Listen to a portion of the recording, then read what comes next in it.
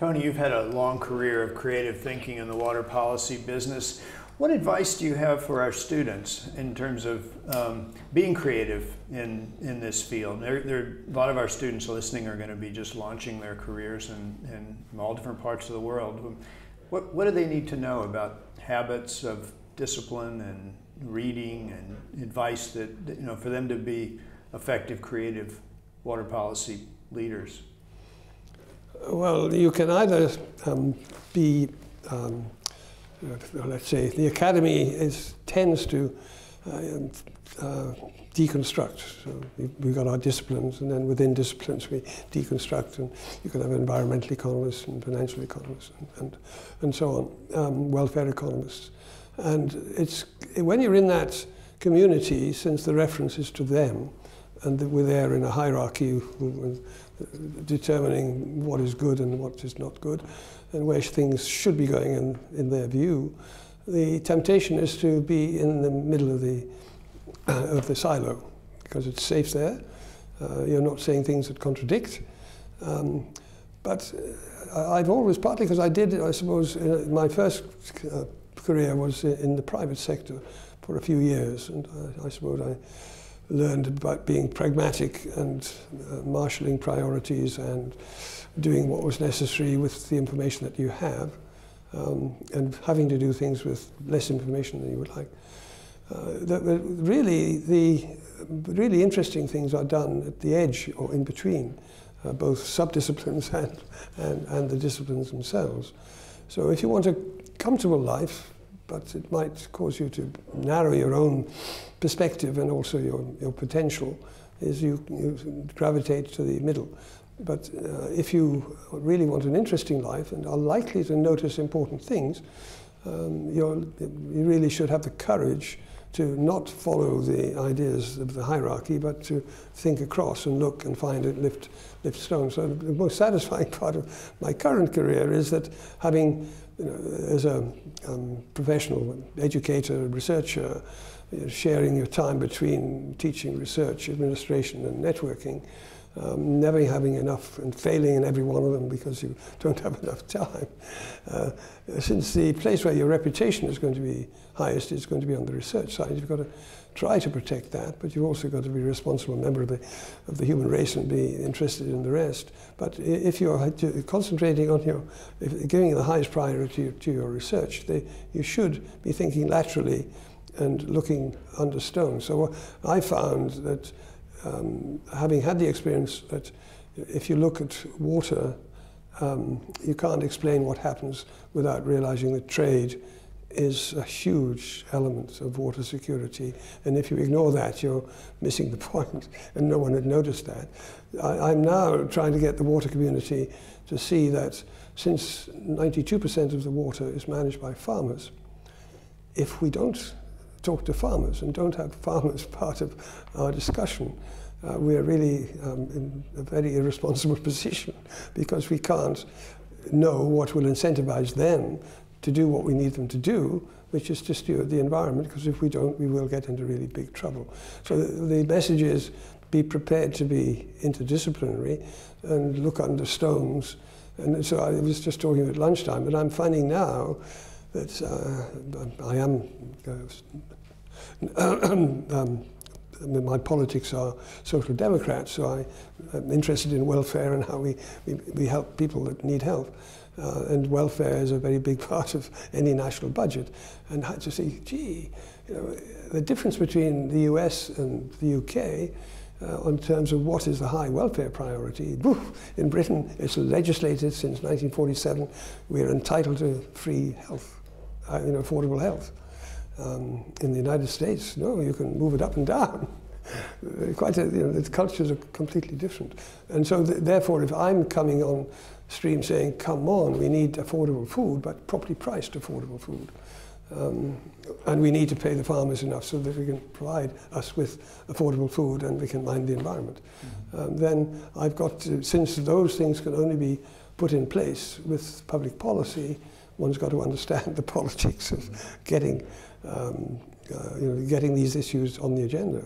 I want to come back to your advice about lateral thinking for young people. That's great advice. It's also risky these days, isn't it, in academia? Or, I mean, Yes. even breaking into the journals. Maybe you could tell us, you know, I mean, you told us some story about virtual water paper having, you know, problems breaking into the journals. I mean, you're not the only example. I mean, a lot of Nobel laureates have similar stories about new ideas that they couldn't publish for a while. Yeah.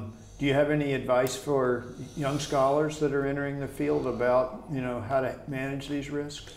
Well, I've never had a mentor, but I wish I had, because I would have taken that particular experience in my stride and laughed about it rather than being, you know, angry about it.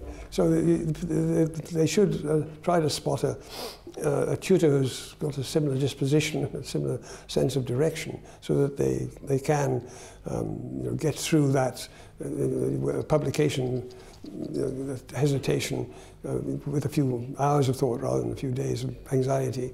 But I'm not a good example of making it via publication.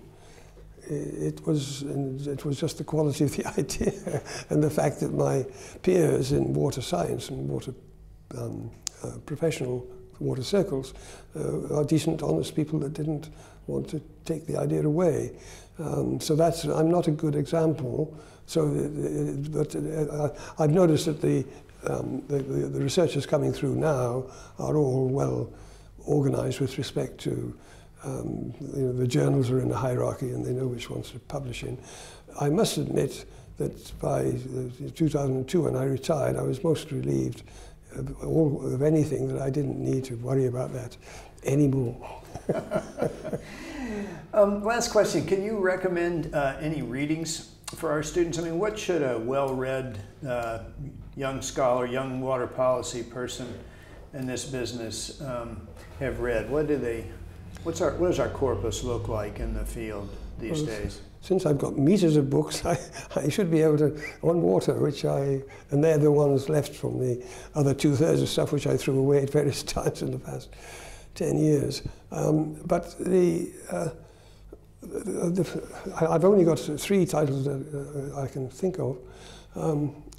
The book which most moved me and seems to have moved most other people was Cadillac Desert, which is a strange title, but it's about the west of the United States and how the strange legal basis, the strange political basis of getting farmers to grow food with cost-benefit analyses which were really very, very dishonest, or well, not dishonest, but certainly pointed to make it seem that they were it was all viable, and it clearly couldn't be, but they're still there. And so this generated the book Cadillac Desert by Mark Reisner, who is a journalist. I respect good journalism, and this is brilliant. It was brilliant journalism in the early 80s, because he was able to look back on Jimmy Carter's time and so on. Because Jimmy Carter was the first president of the United States that spotted that the dam program had become a disaster. It was just every state wanted, well, the US way of distributing money from DC to the other states is by giving them an air base or a munitions factory or some very big... Or dam. Or a dam. And so this had happened in the 1930s because the Tennessee Valley had seemed to make it into a good thing, and the West had to have it. So all the Western states, governors and senators were queuing up and screaming for their next dam.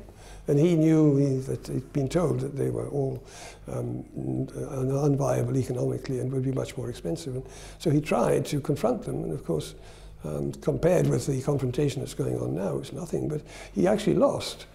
And that made him weak, because he'd tried to do this very sensible thing, and these senators and other people defeated him.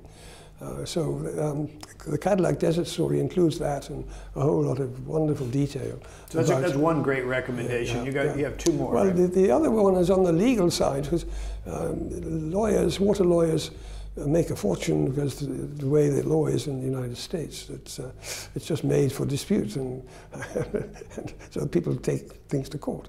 But the very good Steve McCaffrey in California is a brilliant international lawyer as well as a water lawyer, and he writes very good stuff, and I would recommend that. I haven't got anything that I can recommend on the economic side, but there are a number of economics books. The one thing that I didn't mean to want to plug my own, but my book, The Middle East Water Question, which I published in 2001, is quite useful in providing an overview of economics and the water science side, which is meant to help people that wouldn't get there as quickly if they did it in lots of separate ways. So that is a good way of doing that. My book, Virtual Water, I would rewrite it slightly now, because one's had the experience of the idea being in place and having been subject to critique by, as we said, economists.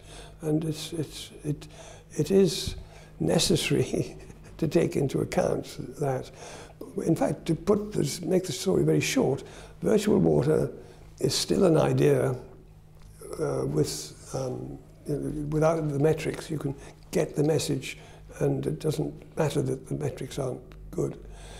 But as soon as you want to put metrics on, you then need a methodology which does it all the time well. And there isn't a methodology that does that. And the water footprint methodology, which I at first welcomed, and it's still there, and there still is a water footprint network center in the Netherlands. What it needed to do was to, although the person that set it up, Allan Hoekstra, is an engineer originally, he's one of those engineers that embraced an awful lot of very interesting softer science side of things. What he needed to do was placate the economists and the engineers, because the engineers, have got a much more demanding accounting system than cost-benefit analysis or water footprinting, life cycle analysis, which is big and detailed and good and very expensive. But what it does reveal is the impact. So the trouble is with water footprinting is that the crude number, the metrics, don't do the job. Because taking a lot of water out of a place that's got too much is not a problem. Tony, thank you so much. It's wonderful to see you again. I hope we can do this again before too long.